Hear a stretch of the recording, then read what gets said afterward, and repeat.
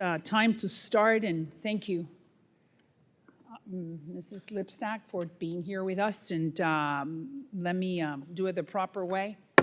The Subcommittee on the Western Hemisphere will come to order, and the purpose of this hearing is to discuss the rise of anti-Semitism in Latin America and the responses of the governments in the region to the ongoing war in Israel, and the impact of these responses on our U.S. foreign policy objectives in the region.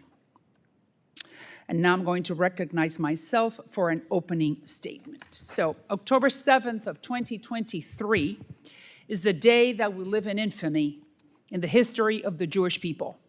October 7th was the deadliest day for the Jews since the Holocaust in 1945, when it ended in 1945.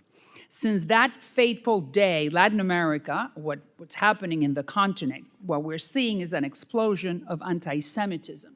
Specifically, 3 Latin American countries, Colombia, Honduras, and Chile, recalled their ambassadors to Israel shortly after Israel began defending itself. Bolivia cut off diplomatic relations with Israel completely, accusing Israel of crimes against humanity. Colombia, President Gustavo Petro compared Israel to the Nazis, saying that they treated Gaza like the Warsaw Ghetto. In addition, Mr. Petro said Colombia will stop buying weapons from Israel. Honduras, the shadow president of the country, Manuel Zelaya, the husband of the actual president, said that you are not human and a criminal if you take the side of Israel. Brazil, President Gustavo Lula da Silva said that Israel is repeating the Holocaust and that Israelis are the new Nazis of this era. Chile, President Gabriel Boric just banned Israel from Latin America's largest aerospace fair. Mexico, President AMLO, López Obrador, recalled the Mexican ambassador to Israel, and it is supporting the persecution of Israel in an international court. It's obvious that for what we have seen and what's happening in the hemisphere, the fact that in Brazil alone, there has been a 1,000% increase in anti-Semitic attacks in the last few months. This is not the first time that these leaders, unfortunately, have spoken or have shown their prejudice against the state of Israel. Let me just give you another couple of examples. In 2014, President Petro from Colombia retweeted a comment calling someone a judía asquerosa. That means in Spanish, a disgusting Jew. In 2019, Gabriel Boric, again, the president of Chile, returned a jar of honey the Jewish community of that country had sent to him in a gesture of friendship. And he said, why don't you stop stealing the land of the Arabs instead? It is despicable, as I'm sure you agree, that the heads of state have these type of opinions, but it's even more concerning to us that these leaders that I just mentioned are the favorite partners of the Biden administration in the Western Hemisphere. In the meantime, other countries like Paraguay, Guatemala, and the Dominican Republic, they have condemned the Hamas attack in the most forceful terms and have stood with Israel at international forums around the world. But unfortunately, they have received little thanks from the Biden administration. And what does that say? What type of message does that send? That some of the enemies of Israel are the friends of the American White House. And that standing with Israel does not get you too much gratitude or too much friendship under the Biden administration. It is worrisome that under this administration, being on board with the woke agenda seems a little bit more important than being on board with the right side of history. We're supposed to support Israel around the world. Let's fix this starting right here in our own hemisphere with our own White House. I yield back. Thank you, Chairwoman. Good afternoon, everyone. Now I recognize the ranking member, the gentleman from Texas, Mr. Castro, for any statements that he may have. Thank you. Thank you. Thank you, Chairwoman, for convening this very timely hearing to discuss the work of the Department of State in monitoring and countering anti-Semitism in Latin America and the Caribbean. And thank you to Ambassador Lipstadt for your important work and your service at the State Department. Latin America, like the United States, has been a place of refuge for so many fleeing persecution across the world. And that shared history is reflected in the robust and deeply rooted Jewish communities across our Western Hemisphere, in the United States, Argentina, Brazil, Chile, Mexico, Colombia, and so many other countries, many of whom fled persecution and anti-Semitism in other parts of the world. Too many of those Jewish communities continue to face persecution, discrimination, and anti-Semitism, and I appreciate the Department's work in monitoring and combating anti-Semitism in the region. This year marks the 30th anniversary of the AMIA bombing in Buenos Aires, Argentina, where Hezbollah killed 85 people and injured hundreds more. This attack, at the time the deadliest attack against the Jewish community since the Holocaust, has left a deep and tragic legacy. These families and the larger Jewish community deserve justice for these acts of terror, and the United States must continue to support efforts to hold perpetrators accountable. And in the wake of the October 7th attacks by Hamas and Israel's subsequent response, anti-Semitic rhetoric in Latin America has been used recently by a variety of government officials and social groups on both the right and the left of the ideological spectrum. It's sadly a global trend that during times of domestic and international turmoil, the scapegoating of and hatred towards Jewish people is exploited for political gain. Officials from both the United States and the Organization of American States have publicly raised the alarm on rising anti-Semitism in the region, calling it, quote, a tsunami. In Peru, right-wing extremists have targeted a prominent Peruvian Jewish journalist by screaming anti-Semitic chants outside his home, including showing posters of rats holding bags of money. Just a few years ago, a right-wing movement almost catapulted a far-right candidate, the son of a German Nazi party member who fought in World War II and then fled to South America to the presidency, almost to the presidency of Chile. And just this December, Argentina's new president, Javier Milei, appointed Mr. Rodolfo Bara to be the country's lead prosecutor. Mr. Bara is a man with a neo-Nazi past who belonged to a right-wing group responsible for hundreds of anti-Semitic actions, including attacks against synagogues, a violent riot in a Jewish neighborhood, and the murder of a Jewish lawyer. He will now be responsible for prosecuting any individuals involved in anti-Semitism or violence against Argentina's significant Jewish community. We've also seen left-leaning leaders in the region make inflammatory statements as well. Last May, the Biden administration also announced the first ever national strategy to counter anti-Semitism, which includes collaboration with the Office of the Special Envoy to monitor and combat anti-Semitism, which our witness now leads. The strategy laid out two issues for the State Department: a report documenting promising overseas programs, policies, and actions that counter anti-Semitism, and working with the Treasury Department to financial institutions to prevent hate groups from raising money through crowdfunding websites. During this hearing, I look forward to hearing how the State Department is working to implement the President's interagency strategy.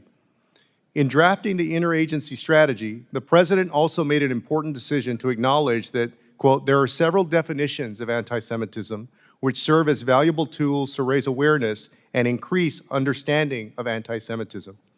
The national strategy to counter anti-Semitism recognized that, quote, in order to confront and counter anti-Semitism, Americans must recognize and understand it.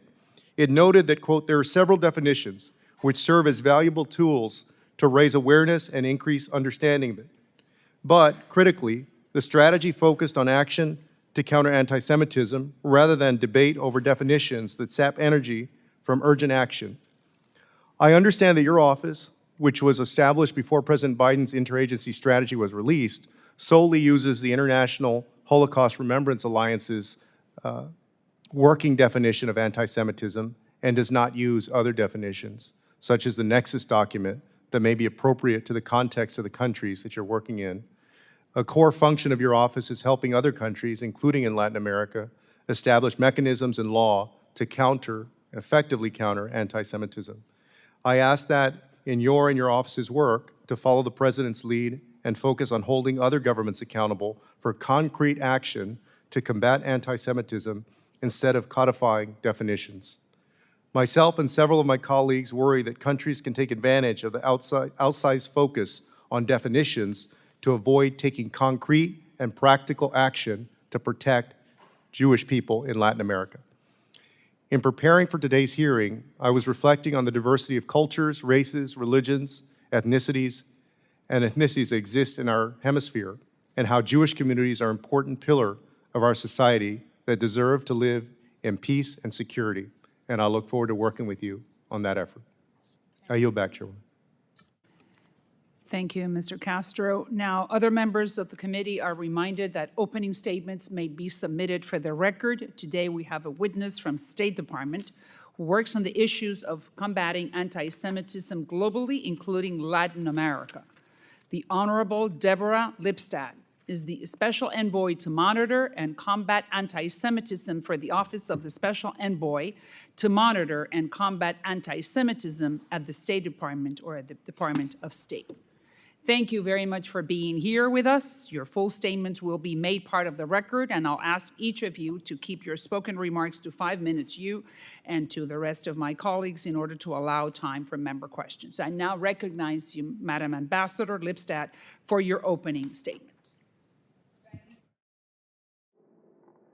Thank you very much, Chairwoman Salazar, Ranking Member Castro, and members of the subcommittee.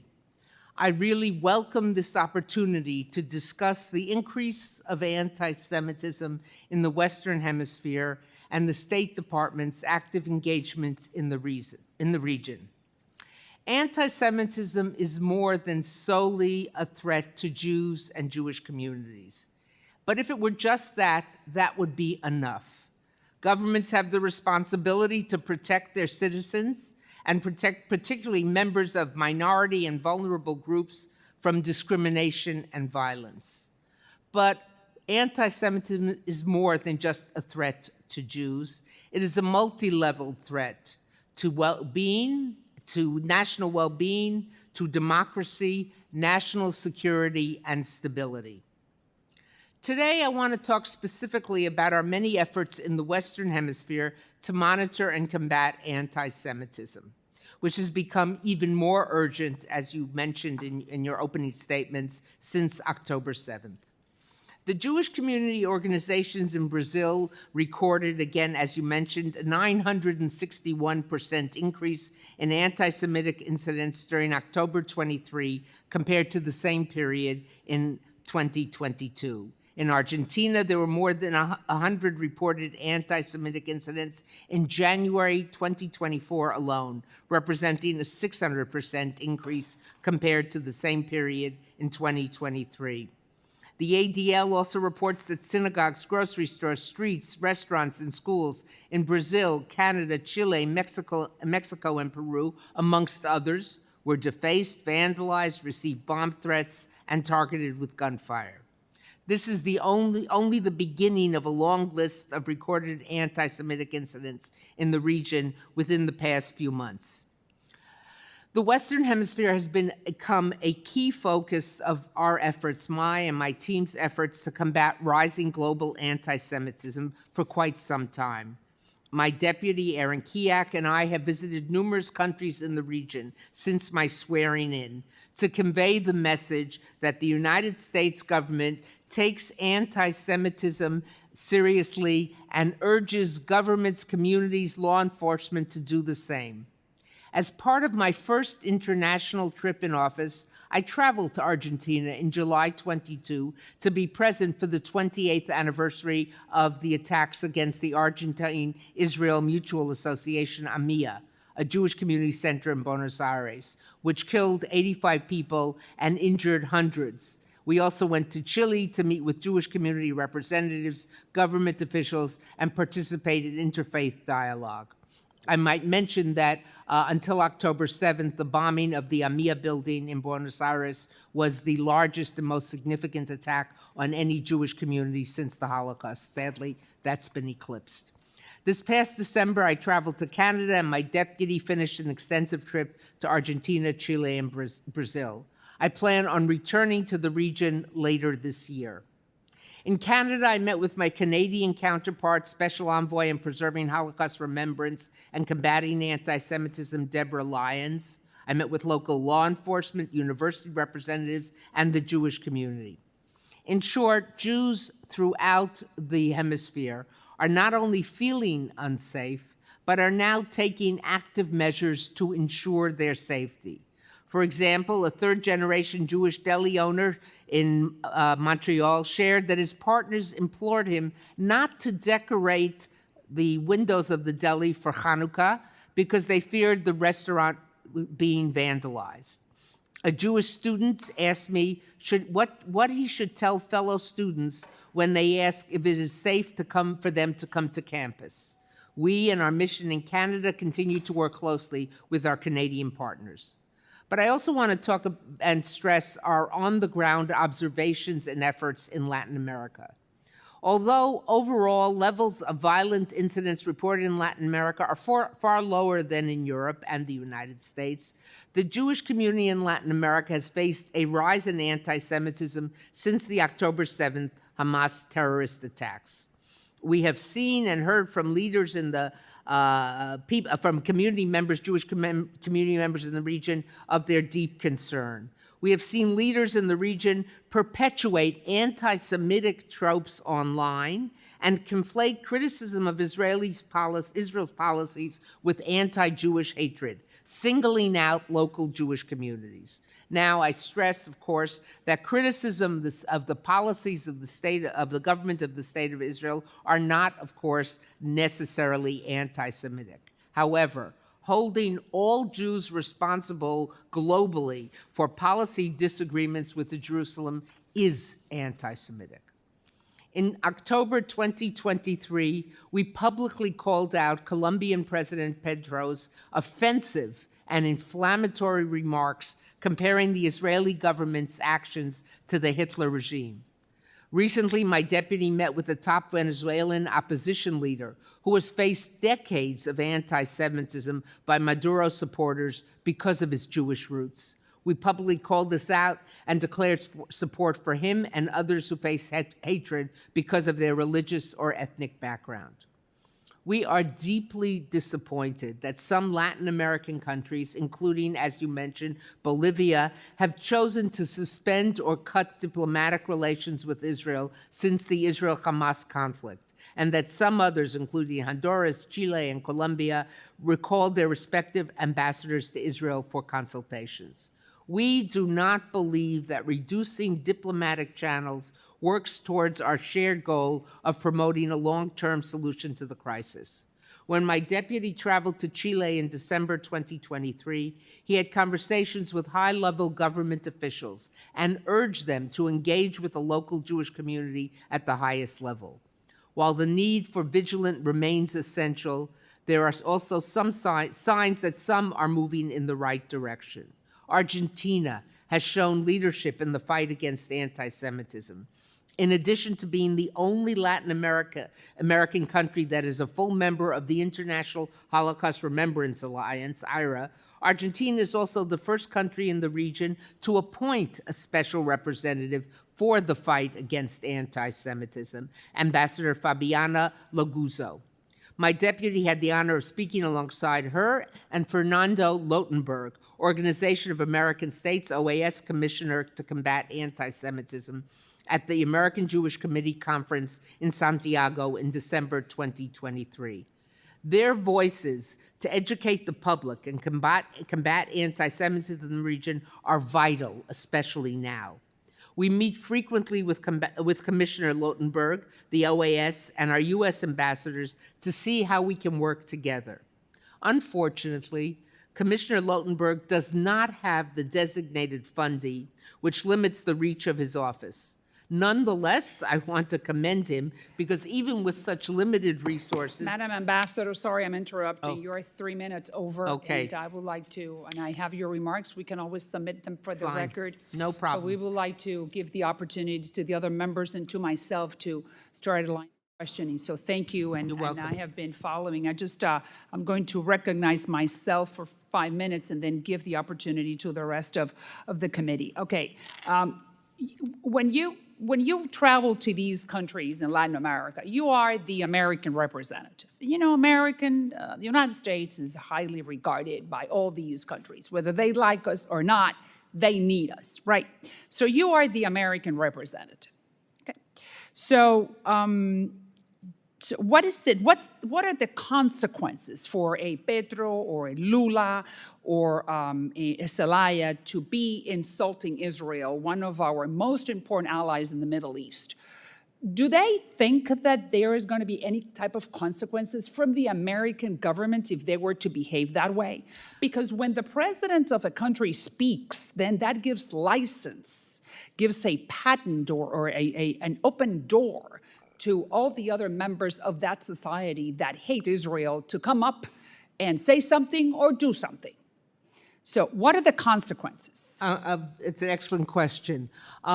First of all, when I go to these countries, my deputy goes to these countries, or when I meet with their representatives here, we unequivocally indicate that such statements are out of bounds. When And President... what do they respond? They listen. Brazil, for instance, in Brazil. You went to Brazil, you went to Chile, you didn't go to Colombia. Not yet. So what happened with Brazil, the most important Latin American country in size? When President Lula made his statement comparing Israel's actions to Hitler's, That's pretty bad, isn't it? I would say it's as bad, almost as bad as it gets. I can't think of it getting much worse. All right, so what did you say? Well, at that point, he was in Africa, as was the Secretary of State, Anthony Blinken. Now, what did his people say? And they met.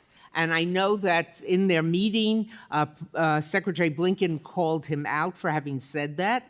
And in fact, he did so within the context of his personal history, because as you may well know, his stepfather was a survivor of the Holocaust, a very prominent... But apparently he's forgotten. So cutting to the chase. So what are the consequences coming from the United States to these countries if they continue attacking and creating this anti-Semitism situation in the countries? We continue to call them out. That's all we do. Well, I'm not sure. I think privately we indicate that this is something that is very troubling to us and very disturbing, that we disagree with it. Often we will call it out as having crossed the IRA definition and therefore being no question that they are anti-Semitic.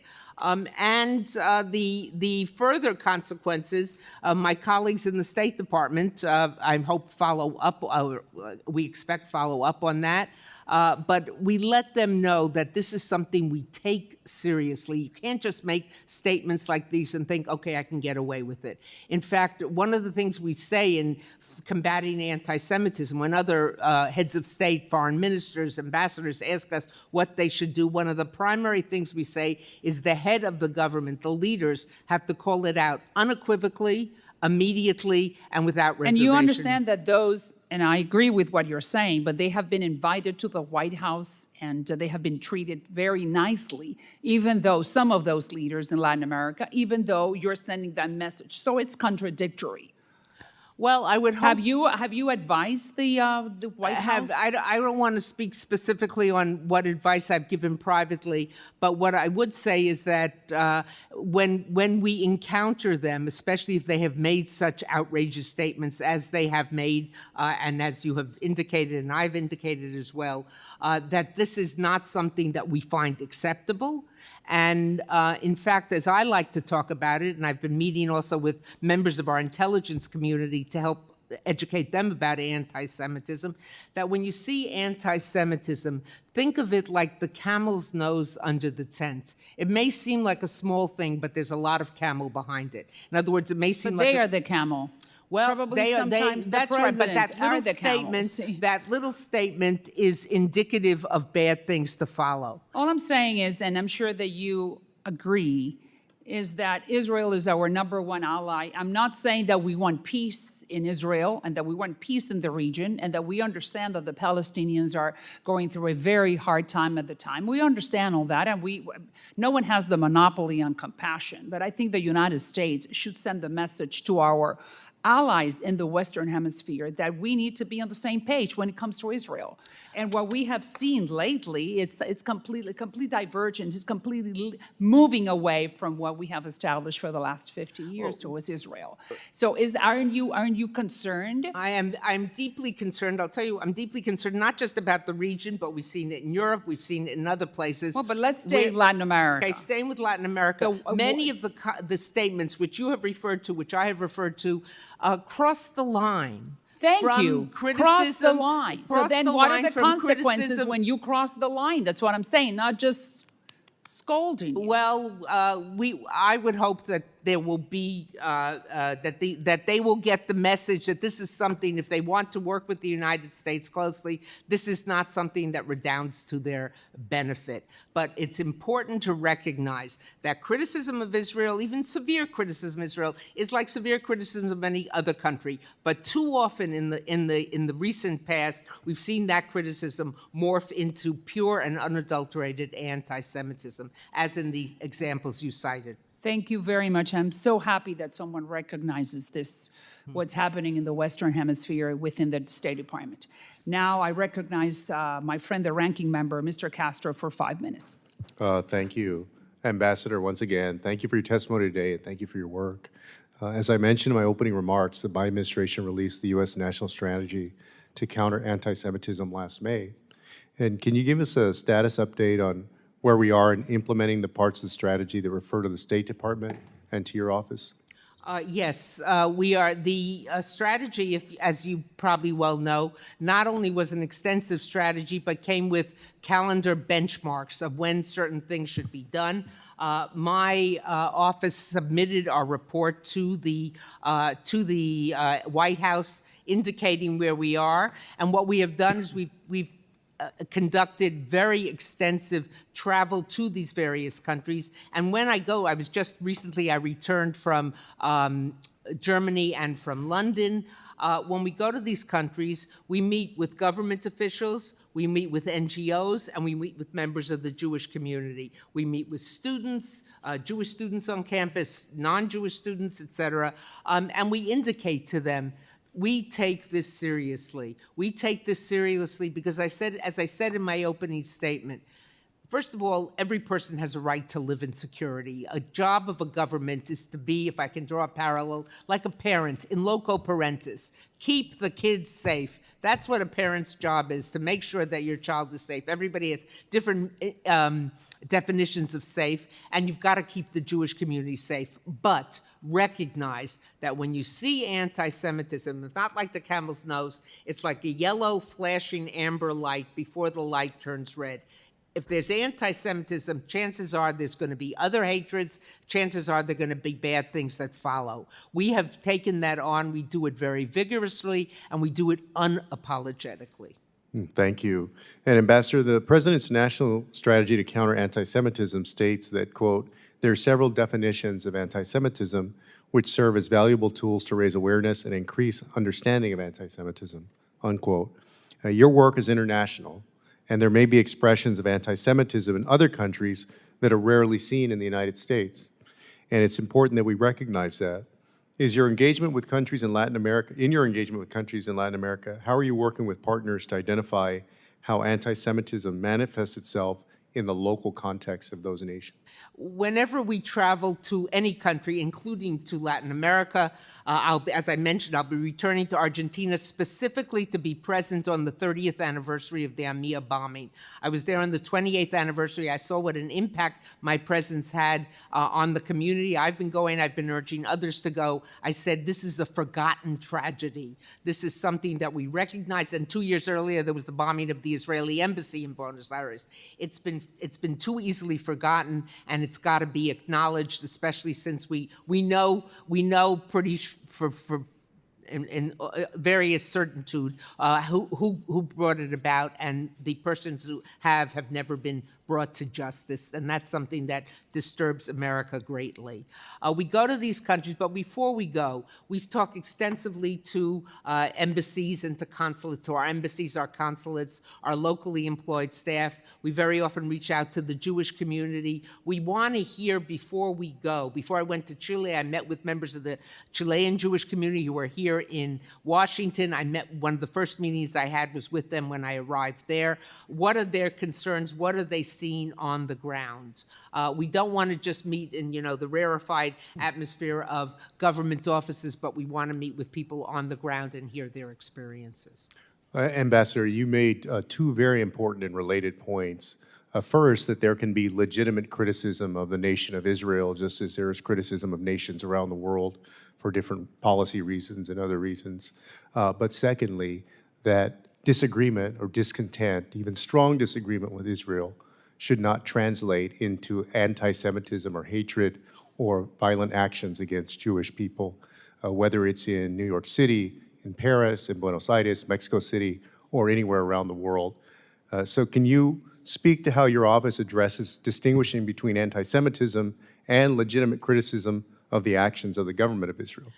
Again, to buttress your point and the chairwoman's point, legitimate criticism, if legitimate criticism of the state of Israel was anti-Semitism, those hundreds of thousands of Israelis who spent every Saturday night on the street protesting the proposed judicial reforms would be anti-Semites, which of course is ludicrous. It's when people march on the street, whether it's in London or New York or any other major city, I just came back from London, so that's why, and chant globalize the Intifada. Globalize, global, that means go after Jews. When they say things like happened in Hunter College in New York City on the Upper East Side, a city university college, just a few days ago, students stood in front of the entrance to the campus and chanting, Jews, Jews, you must decide, do you support genocide? They didn't even make a pretext, Israel, Zion, they called them Jews. They were quite obvious. When synagogues are trashed, when girls' basketball teams from a Jewish school, when the game has to be called because the other team is shouting and pushing in Free Palestine, that's not being pro-Palestinian. That's not even being pro-Hamas, though I don't have a hard time how someone could be pro-Hamas. That's being anti-Semitic. And we have seen this conflict allow for the anti-Semites to crawl out of their holes, to engage in overt anti-Semitism, and it is very disturbing. Most disturbing, as I said in my opening statement, is it's forcing Jews in many places, including in our own country, to change their lifestyle. Parents say to kids, don't go in the street with a yarmulke, put on a baseball cap. Take off your Jewish star and put it under your shirt. In October, supporters of Hamas and groups affiliated with Hamas called for a day of rage on a Friday. It was about 2 weeks after the beginning of the war. And parents who sent their kids to Jewish schools kept their kids home. In France, it was over 70%. In England, it was a little less than that. In this country, too, there were people who decided to keep their children home. I'm not criticizing them. It's one thing for me to give testimony. It's another thing for me to decide on the safety of my children. And nothing happened on the day. But from the perspective of the people who called for a day of rage, it was a roaring success because people felt, can I depend on my government to support me? Are we a failed state? It created doubts about democracy. It created doubts about stability. It's a very disturbing development. We see it in this country. We see it in other countries. I'll give you an example from this country and from this hemisphere. In the end of December, beginning of January, approximately 200 American synagogues received phone calls that there were bombs and threats. Many especially if they had a preschool, they sent the kids home. The FBI determined that those phone calls came from outside the United States. In Paris, there were paintings of Jewish stars on apartment buildings where Jews lived or just random. We now know that those instructions came from people from Moldova who then left Paris and went back, we assume, to Moldova. In other words, anti-Semitism has become a tool in the hands of countries that hate democracies, in the hands of authoritarian countries, to stir up doubts. In Yiddish, they call it a kochlöffel, a cooking spoon, to stir up the pots. And if I can destabilize your country, if I can make not just Jews, but others feel there's something wrong here, I've accomplished what I want to do. And that's one of the objectives in my office, because of course we are at the State Department and our remit is overseas. We focus overseas. But the other things we've learned from many of the organizations that track this online and in other ways, that there's a very quick highway between overseas and our country. Thank you for answering that question. I would like every single witness to be this willing to speak.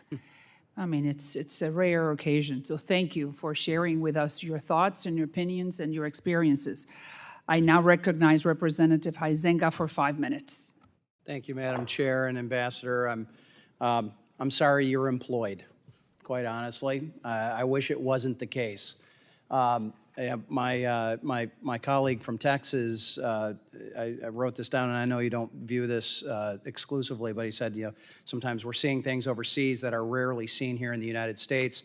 Interestingly enough, on my way over to this hearing, I walked outside and had to go through the barricades that have gone up, where I witnessed some pro-Palestinian protesters on the corner screaming "F you" to some Jewish protesters across the street.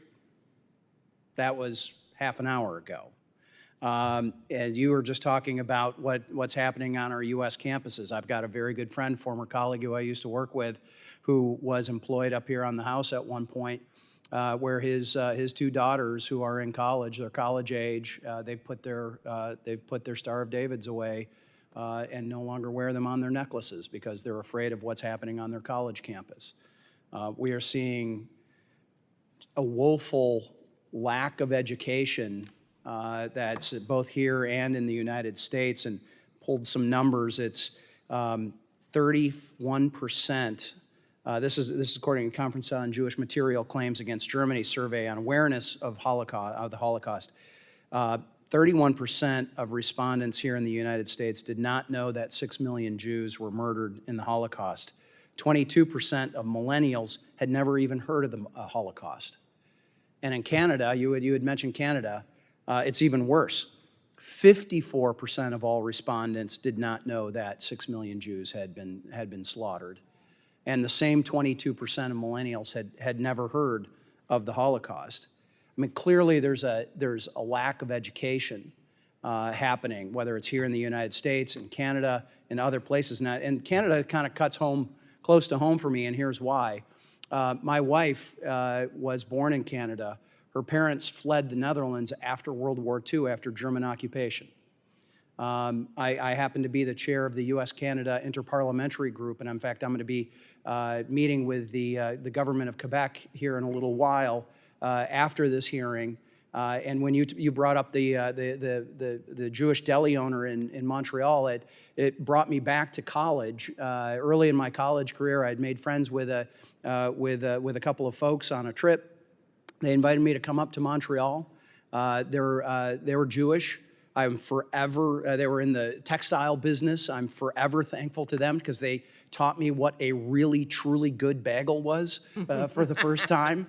And Montreal is sort of the center of that, right? I mean, they claim they Don't tell that to a New Yorker. I know. It's they claim they invented them, but really perfected them. But in all seriousness, how can we counter these apparent surges in Holocaust denial and distortion here in the Western Hemisphere? And clearly,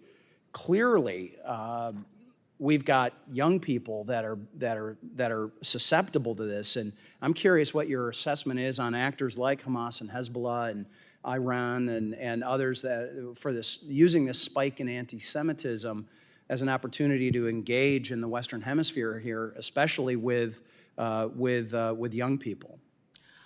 First of all, I'm glad you started by saying I'm sorry you have a job or I'm sorry you engaged. I sometimes say that I work in a growth industry business is booming, and I'm the only one in the United States government hoping for a recession. And I say it only minimally jocularly because it's a very bad time. What we are seeing, most disturbing, in many places it's violence attacks, but when a people feels compelled to go underground, Yes. to camouflage themselves, if they can, then something is very, very wrong. How do we counter it? Can I ask? I'm going to ask Sure. this. So, what are you seeing as when you're traveling and your deputies are traveling with the media? Both local media there. I mean, a lot of us have opinions about our media here in the United States, but are they really portraying these anti-Semitic incidents by both state and non-state actors? I mean, is it an active conversation in a number of these countries? Because I'm extremely disturbed, and the chair had brought up, Brazil and Honduras and other places throughout Latin America.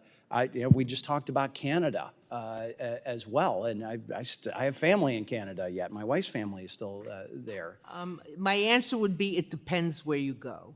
And to focus back on Latin America, we've seen, in fact, the State Department issued a report in November, or a statement in November 2023 on the Kremlin's effort to covertly spread disinformation in Latin America. And in conversations, I was just at the Munich Security Conference, and someone said, well, why are you at the security conference? And I said, it's very simple. Anti-Semitism is a threat to the security, particularly of democracies, but virtually to any country, but certainly of democracies. And what we've seen, and according to the State Department report, and in conversations with executives from various online companies who were at the conference, that Russia has bought up, taking control of legitimate, various places where the local media has collapsed, as it's happened in many parts of our country, small newspapers, local newspapers, and they publish the weather and sports results and whether the main street is being paved over, but then they also publish anti-American, pro-Iranian, whatever it might be, propaganda. I appreciate the light gavel from the chair. I know the ranking member went a little long too, but this is an important issue. And I want to touch on one last thing. I think I wrote it down. I believe you said you meet with our U.S. ambassadors as you travel, correct? I do. Yes. Okay. Great. I'm glad to hear that. I'm concerned about our own ambassador to Brazil, Elizabeth Bagley. She has had some documented, very hateful comments she's made about Jews, and my understanding from my Senate friends, it nearly derailed her Senate confirmation. Does her track record of those types of comments, has that somehow affected her ability or the U.S. ability to forcefully condemn Da Silva's comparison of Gaza to the Holocaust?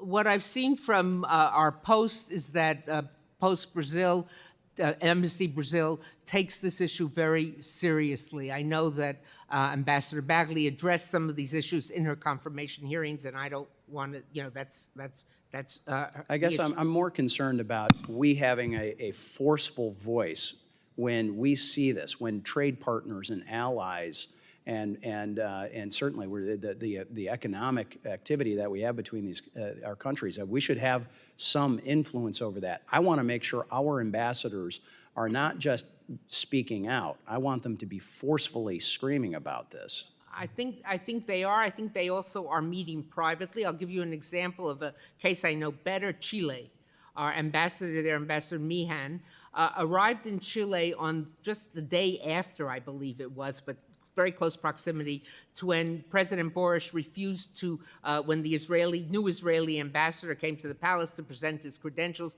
and Boris refused to see him. An action not just don't come now, come later, but of major political significance. Our then newly arrived ambassador, before she had even presented her papers, had a Friday night dinner with him and with our chargé d'affaires. Thank you, Madam Ambassador. Sorry I'm interrupting, but I need to recognize Representative Manning for 5 minutes. Thank you. Thank you so much to my friends, Chairman Salazar and Ranking Member Castro, and to my dear friend, Ambassador Deborah Lipstadt, for your incredible service and for being here today. As co-chair of the House Bipartisan Task Force to Combat Anti-Semitism, I deeply appreciate the commitment of the members on this committee on both sides of the aisle to address the shocking rise of anti-Semitism we're seeing not just in our own country, but around the world, including the Western Hemisphere. What we are seeing around the globe is shocking, it's pervasive, it is terrifying. And Ambassador, you and I have been working on this issue for many, many years, and I have to tell you, the task has never seemed more daunting. As you and I both know, many countries in the Western Hemisphere and around the world look to the United States for leadership in the fight for human rights and against hate and anti-Semitism. And we in this country took a major step with the release of the first ever U.S. national strategy to counter anti-Semitism last May, and this was done with bipartisan and bicameral support. And given the rise of anti-Semitism, it was bad before October 7th, it has been catastrophic since October 7th. Would you agree that Congress should now codify and enforce the national strategy on a bipartisan basis to ensure that future administrations continue to pursue a national level approach to countering anti-Semitism? Thank you, Representative Manning. You stressed, and I know, the bipartisan nature of this fight, both in this chamber on this side of the Hill and on the other side of the Hill. I have found tremendous bipartisan support from members. And I think what it demonstrates is their recognition, yours as well as members of this subcommittee, the ubiquitous, the free-flowing nature of anti-Semitism. Anti-Semitism shouldn't be looked at like on a spectrum from right to left, but as a horseshoe, where the two extremes come and meet together. And what I have discovered in my work, and long before I entered the diplomatic corps, was that I have friends who are on the left, progressives, and they see anti-Semitism on the right, and what they're seeing is accurate. And I have friends on the right who see it on the left, and what they're seeing is accurate. The problem is neither one sees it standing next to them from their compatriots who share all their other views. And I think it's really important, if we're not going to weaponize and turn anti-Semitism into a political weapon, that we continue the bipartisan work that we've seen both here in the House and in the Senate, and the bipartisan support that I've received. Thank you. I think what you've said is so important for all of us to hear. And let me just say, I have drafted a comprehensive bill to codify the portions of the national strategy that are assigned to Congress. I would love to see my colleagues on both sides of the aisle co-sponsor my bill so that we can do more than just condemn anti-Semitism in hearings. I want to go back to the Western Hemisphere. I was shocked by the Brazilian President Lula's comments speaking at the African Union Summit in Ethiopia when he said, as you know, what is happening in the Gaza Strip with Palestinian people has no parallel in historical moments. In fact, it did exist when Hitler decided to kill Jews. As you know, the State Department has for years used the IRA definition, which includes contemporary examples of anti-Semitism, such as drawing comparisons of contemporary Israeli policy to that of the Nazis. I'm concerned about President Lula's statement. What does the State Department have to say about this sort of anti-Semitic rhetoric? Well, it's clear that his statement tripped the IRA definition of what constitutes anti-Semitism. I know that the secretary spoke to him directly when they were at the summit, and I know that the spokesmen at the State Department amplified the State Department, the secretary's comments and repeated them.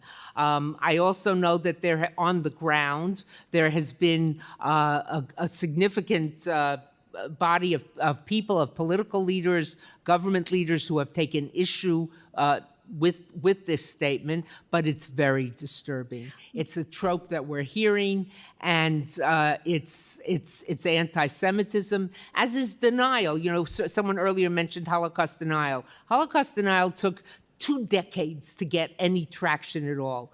October 7th denial took 2 days, 3 days before people were saying it didn't happen, it's a lie, it's made up, and that's extremely disturbing. Thank you. Let me close by saying I have been to the site of the AMIA bombing in Argentina. I have seen what anti-Semitism can do to destroy lives and communities. It cannot be tolerated, and I think it's important to note that those who perpetrated that bombing have never been held accountable, and although their actions have been traced to Iran, Iran has never been held accountable for that bombing either. Thank you so much, and I yield back. Maybe you'll join me in July at the 30th anniversary. Let's get a Just delegation. invite me. I'm always happy to travel. Thank you, and now recognize Representative Stanton for 5 minutes. Thank you very much, Madam Chair, Ranking Member Castro, my friend Representative Manning, who's a leader in this Congress on so many issues, but especially on anti-Semitism. Thank you for your leadership, and thank you to Special Envoy Lipstadt for being here today. Your job is critically important now more than ever. Special Envoy, in your statement, you said that anti-Semitic incidents since October have increased by over 900% in Brazil, over 600% in Argentina. It's tragic. To what extent have political leaders in Latin American countries committed to protecting Jewish communities or spoken out against anti-Semitism and violence? Certain countries have, and have spoken out directly, as was mentioned earlier, but other countries have not, and have engaged in statements that, if not overtly anti-Semitic, come very close to the line of anti-Semitism. And we are disturbed by this. We take issue with it publicly and privately, and sometimes private admonitions, though they're not seen by the public, are even stronger to acknowledge that this is unacceptable. Thank you. And as been discussed throughout this hearing, we know that anti-Semitism is not a new phenomenon in Latin America. Tragically, this year does mark 30 years since the truck bomb destroyed the AMIA Jewish Community Center in Buenos Aires, killing 85, wounding 300 people. Iran has been accused of directing Hezbollah to carry out this attack, yet no one has been brought to justice. Since that time, Iranian influence in Latin America has only grown through its economic and political ties with Bolivia, Cuba, Nicaragua, Venezuela. More recently, Iran has looked to bolster its outreach through media content geared for regional audiences. Special Envoy, what can be done to inhibit Iran's effort to install its narrative in Latin America? I'm glad you're asking about this. The United States is committed to countering Iran's malign influence and Iran's agent Hezbollah.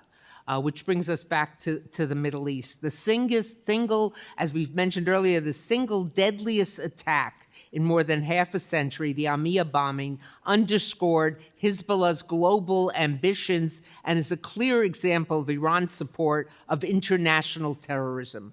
High-level Iranian government officials were directly implicated in the attack, and Hezbollah carried it out at the direction of the Iranian government.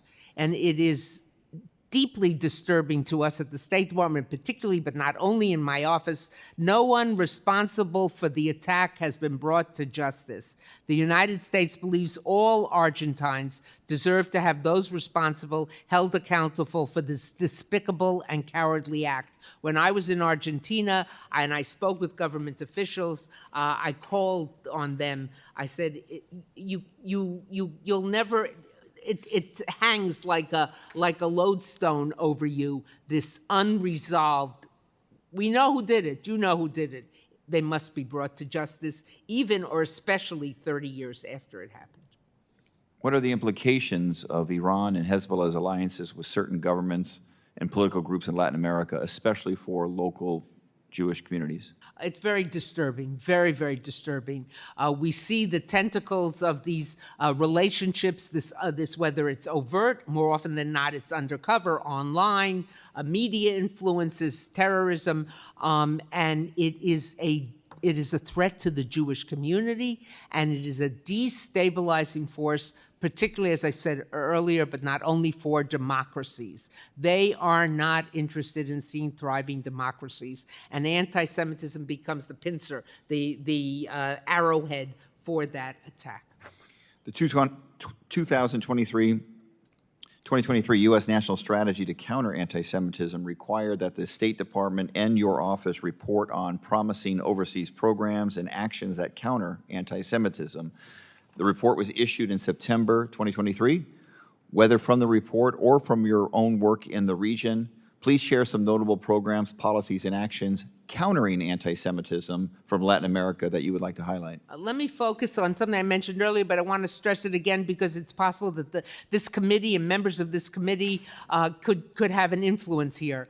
The OAS has appointed a commissioner, Fernando Lotenberg, to handle this. He is very active. He is terrific. He's become a real partner to my office. We consult with him all the time to get a feel for what's going on the ground. He suffers from virtually no budget and virtually no staff. He needs support. We've met with the Secretary General of the OAS. I just met with him about 2 weeks ago, who committed to furthering that support and enhancing his staff, enhancing his support.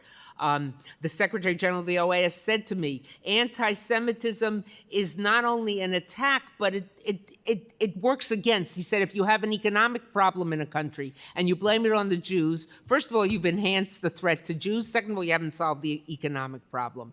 So I would urge that in your meetings, your consultations with members of the leadership of the OAS, you compliment Commissioner Lotenberg for the work he's done on this and urge that his position be institutionalized and he get the proper support. Thank you very much. I hope there's a strong bipartisan showing at the recognition of the 30 years since that tragic bombing in Argentina. So thank you for your leadership. I yield back. Thank you, Representative. And I want to thank the ambassador for a magnificent job that you're doing.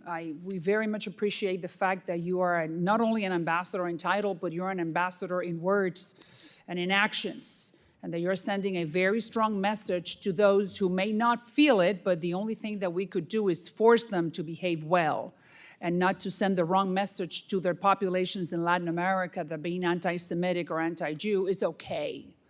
So I think it's Thank you very much. I appreciate this opportunity. No, the opportunity to talk to you and please continue sending that right message, because as I said at the beginning, I know how the Latin American countries feel when they have an American representative from the United States government. And even though they may not agree with what you're saying or what you're demanding from them, but they think about it twice before not going in favor of what the message that you're sending. So it's a duty from the Biden administration in you being the representative of the White House in sending that message to Latin America. It's despicable what's happening with Petro or with Lula or with Boric. You cannot say that about our number one ally. And we understand that the Palestinians do have the rights too. We're not saying that, but you cannot solve one. You cannot help one by attacking the other. We got to help both. So my office looks forward to working with you in any way we can. Of course, and we are delighted to do that, Madam. Thank you. I thank the witnesses for their valuable testimony and the members for their questions. The members of the subcommittee may have some additional questions for the witness, so we will ask them to respond to them in writing. I now recognize my friend, the ranking member, Mr. Castro, if he has any closing remarks at this hour. I just want to say, Ambassador, thank you so much for your work, and please let us know how we can support you in a bipartisan way. Thank you. So pursuant to committee rules, all members may have 5 days to submit statements, questions, and strenuous materials for the record, subject to the length limitations, obviously. Without objection, the committee stands adjourned. Thanks again.